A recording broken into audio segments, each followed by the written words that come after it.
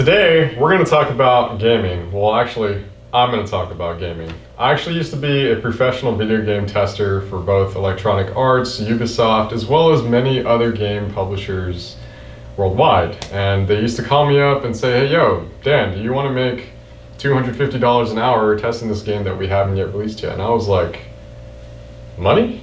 Yeah, I'm definitely going to do that. I started doing that in college, but way before that, I actually dreamt to become a video game tester and video game designer. So yeah, it's something that most people don't really know about me. But today I'm going to talk about what I learned playing video games, testing video games, and even afterwards helping other people work in the video game industry. The first thing is, video games are definitely addicting. I learned that firsthand when I started playing Super NES, the Mario, Donkey Kongs, the Duck Hunts, and then moved on to GoldenEye, Halo, Counter-Strike. I was a big FPS guy. Yeah, FPSs are my thing. And it was a lot of fun. So much fun that I pretty much didn't really want to eat, didn't want to do my homework, didn't want to do anything except game. And whether you play Fortnite, League of Legends, Minecraft, whatever it is you're playing today, I think you kind of get the gist of things. You can get caught up playing hours on end, feeling like you just don't need anything else in life. And for me, that was like heaven. So I was like, well, why not make some money doing this? And one day, I was in a college class, and someone told me that I can make a lot of money doing exactly that. And I'll leave a link below, guys, but basically, I started with this organization called VG Market.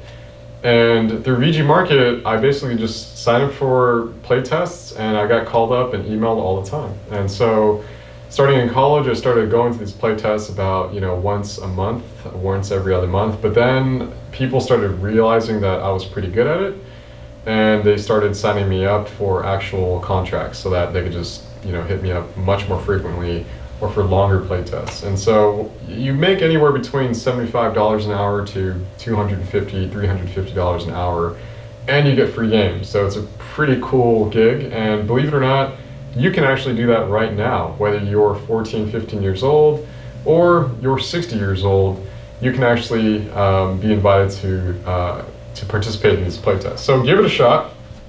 Again, we'll drop the link below. But what I learned from it all was, not only is it a lot of fun, but it is indeed a lot of work. And testing games and working in the video game industry is not the same as playing with your friends on a Saturday or just hanging out. And the video game industry is actually vicious. I used to work in the stock market, and everyone knew. Anybody who works in the stock market and analyzes video game companies, whether it's EA or some other one that I'm sure you've heard, like Blizzard, it's really hard. And most people don't think about that because they're like, how can video gaming be hard? It's tough because only one franchise or two makes it, and you can only ride out that franchise for so long. And after that franchise ends, then the question becomes, what do you do with your time and your money? So there's not a whole lot of money that's being made, and if you think about how much work goes into making a video game, it's a lot of work. You need artists, you need engineers, you need business people, you need all kinds of people making this thing, and it costs a lot of money. And how much do people spend on per game? Not a whole lot nowadays, especially with Steam. So as compared to movies or other big ticket items, video games are really low margin, and it's a really tough industry to be in. And so after I learned a lot of that, I decided actually I didn't want to work in the video game industry long term. But I've helped a lot of people get into the industry, whether it's Twitch or it's Zynga at the time, through Facebook, all kinds of companies now. EA, one of our teammates here actually left for that company not too long ago. There's a whole lot of opportunity, that's true, but it's not exactly what you might think it is, especially if you're just gaming in high school. So what are the major takeaways that I've learned about life and gaming? The first thing is addiction. Video game companies are experts at making you addicted. You have to understand, companies like EA, Ubisoft, Blizzard, Activision, everybody is competing for your eyeballs.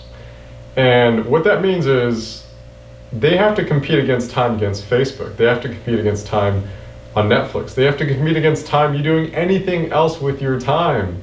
And so a video game is very good at keeping you seated just like this, looking at a screen for hours on end, because they're actually masters of the components that make you want to stay there for a very long time. In other words, that's addiction, folks. And so if ever you've been accused of being addicted to video games, chances are it's actually true.